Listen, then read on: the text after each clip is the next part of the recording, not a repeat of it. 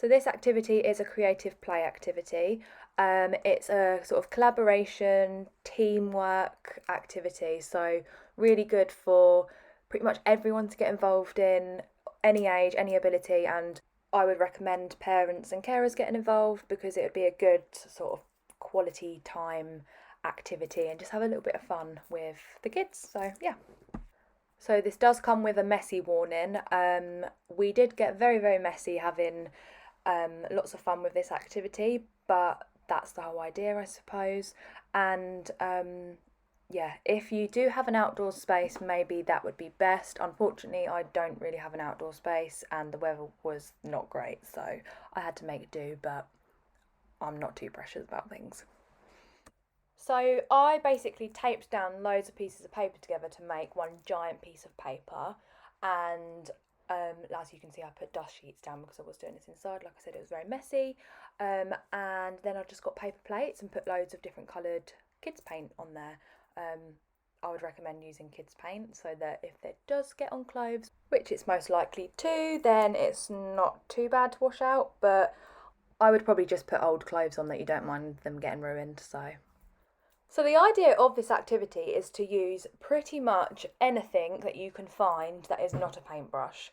It's about being really experimental with mark making and using your imagination a little bit, and just trying to sort of move away from the traditional way of creating artwork.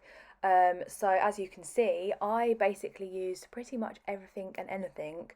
I will write a list of what I used and also add a little list in the description below. But yeah, I keep things like old sponges and old toothbrushes because they're really good for making marks when you're playing with paint, so lots of fun. Just some of the items that I used are cotton wool, tin foil, bubble wrap, plastic spoons and toilet roll tubes. I also cut up some potatoes and made shapes out of them, and I dried some fruit. I find it's better to dry your fruit, otherwise the fruit's too wet and it doesn't really work. If you don't know how to dry fruit, there's loads of videos online how to do that, or just literally put them in the oven for a bit and see how it works. This next part was a little bit of just experimenting. So, like I said, there's no right or wrong, and this is all just sort of play, but the idea was to sort of create gaps in the paper so that when it was all covered we could remove them away. So I cut out some dots and got all the kids to stick them down. We literally just used a bit of masking tape, but they enjoyed sort of hitting the dots down on the page. And I wanted them to do that rather than me decide that for them. But it didn't really work on this activity because I think we needed to cover it a lot more than we did. But if you had more time and maybe let it dry and then went back to it again another day and continued doing the same thing and just letting all the marks and the colours and the paint build and build, then it would look really cool, sort of taking away the dots afterwards when the page is completely covered. So that was the idea. It doesn't matter if it didn't go quite to plan. Like I said, this is all just about playing and being experimental. The kids had lots of fun and they just used pretty much everything to cover the page in paint. At one point they were using their hands and feet, so massive sensory input with sort of like squidging the paint, and we also decided to try and use this as an opportunity to identify colours because there were some quite young children doing this who hadn't quite worked out what colours were what, so we were talking lots about the colours and the names, also mixing colours together to see what they turn into. I just think it's really lovely to be able to do an activity like this where there's just no rules, and it allows us to just remember what it's like to be a kid and not really think about what you're doing too much, especially for the adults involved. It's really nice to just make some marks and just have fun and release the inner child sort of thing. Also, it's just really lovely to be able to do something together, like as a family or as a friendship group, and work on building them relationships and just getting involved and getting stuck in. I know life can be really hectic and really full on, so that's why, I like being creative, because it can just mean that you sort of escape from the world and reality for a little bit, especially doing something like this, where it's literally like there are no rules, and that's really nice.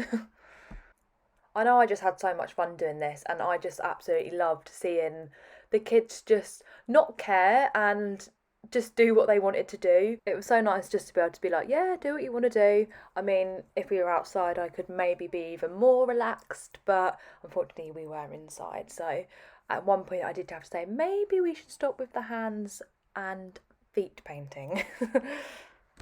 I think children really look up to adults, and it's nice for them to be able to see us having fun as well.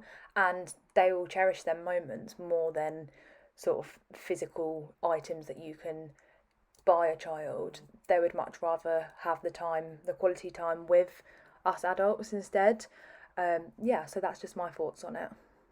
So once the paper was pretty much covered and the kids decided that they had enough doing this, we started taking the dots off.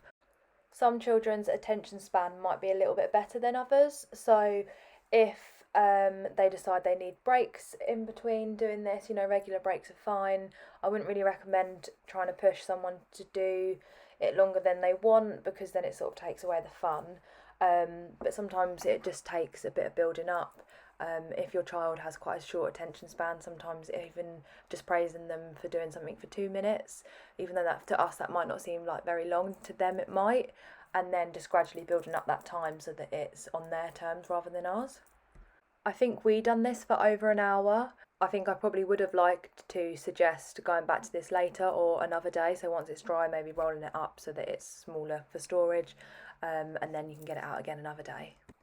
So depending on the quality of the paper that you've used, once it's all dried, you can then peel the paper all apart. So then you've got individual pieces of artwork, which might look quite cool as a series, like in your child's bedroom, or just sort of picking out your key parts or the bits that you really, really like. I understand that sometimes we can end up with millions and millions of paintings, so sometimes it's quite nice just to pick out the little bits that you like and just turn them into something that's their little mini masterpiece, really. I hope you found this video useful and you've enjoyed it. I'd love to see if you give this a go, so please post on social and tag me in it. If you've got any suggestions or sort of comments or feedback on this video, please feel free to put that in the comments below. Thank you, see you later.